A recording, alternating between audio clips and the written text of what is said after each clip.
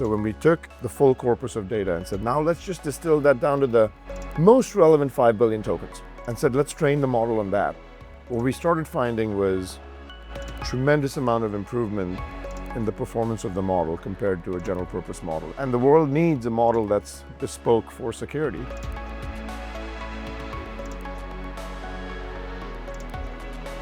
Welcome to VB in Conversation. I'm joined today by Jeetu Patel, Chief Product Officer at Cisco. We're going to be talking about navigating the company through increasingly complex era of AI innovation and the new open source model they've just announced.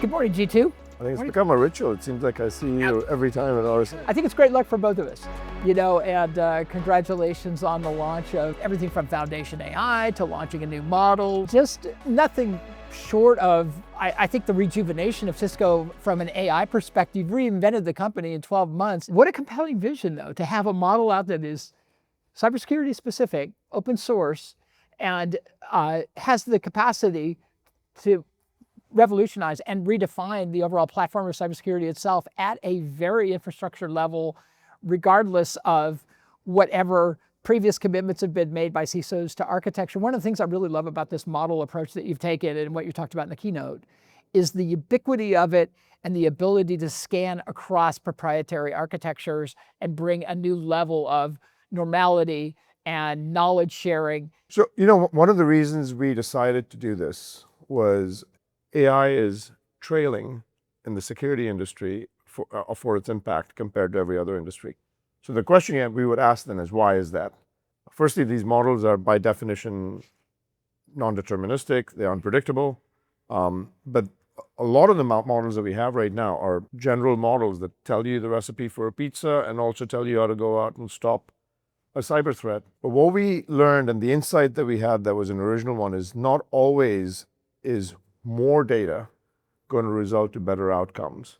And sometimes having distilled relevant data for a model's training set might actually produce better outcomes. So when we took an 8 billion parameter model, which was not that large, and we took 900 billion tokens of the full corpus of data and said, now let's just distill that down to the most relevant 5 billion tokens and said, let's train the model on that. What we started finding was tremendous amount of improvement in the performance of the model compared to a general purpose model. You don't want to go to your dentist for a heart surgery. Why would you want to go to a general purpose model for something that's so specifically special purpose? And the world needs a model that's bespoke for security. And if we can do that right, we should actually make sure that we enlist the entire community rather than just doing it by ourselves. Because like you and I have talked about before, every year, and I think for the past 4 or 5 years, the true enemy is the adversary. It's not my competitor. And so let's open source it. And let's have everyone's brains working on it. Look, Palo Alto or Zscaler or CrowdStrike or any of the others, they're all great people. They're all great companies. And we would invite all of them to participate in contributing to this model. And so Foundation AI was our effort to do that.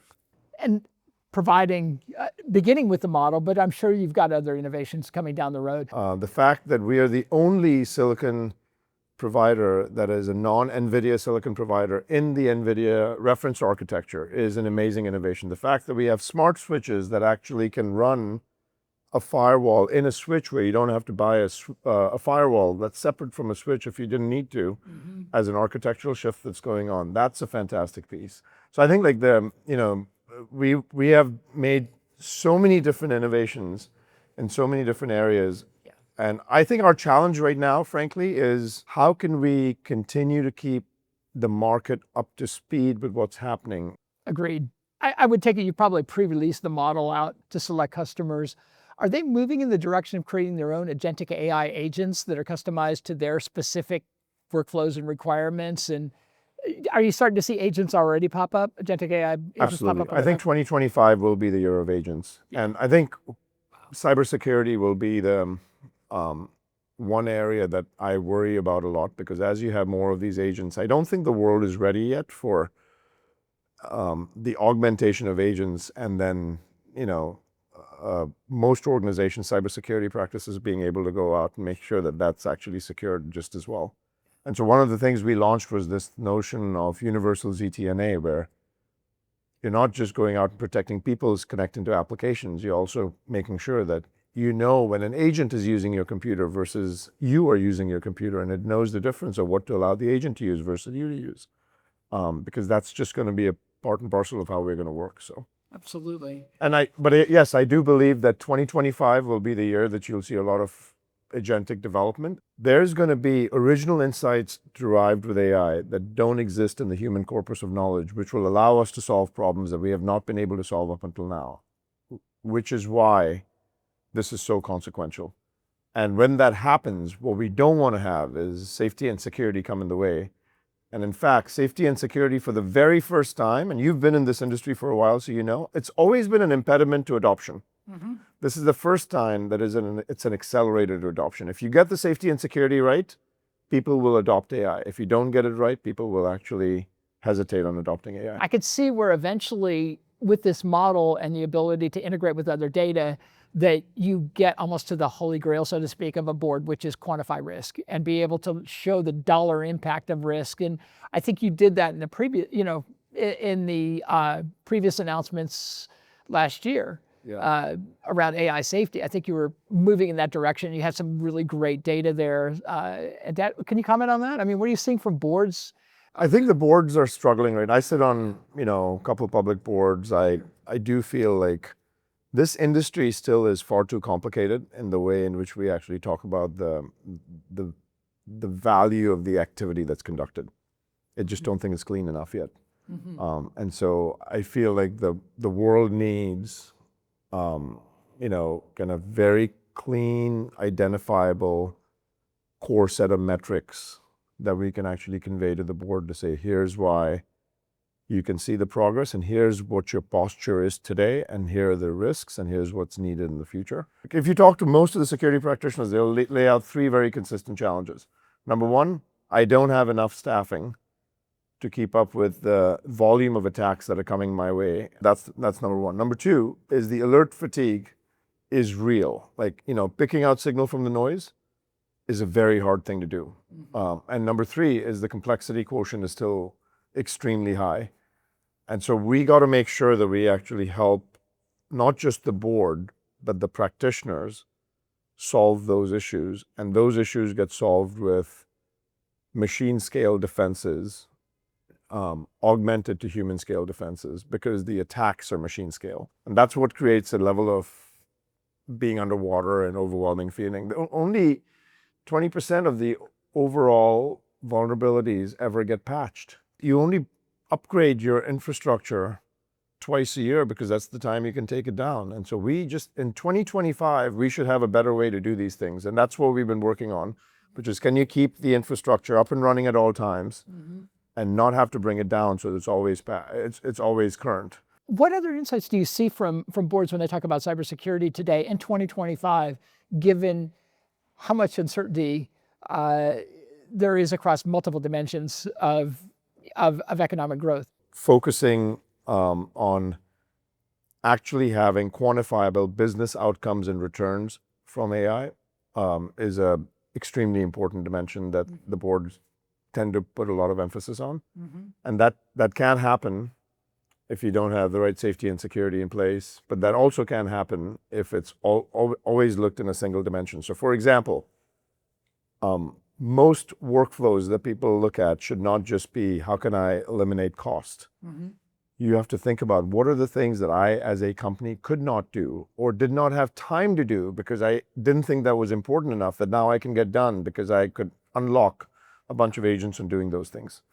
And that's an area where I think there's a huge amount of upside. The other point is the DeepSeek weaknesses that you pointed out in your keynote with that graphic.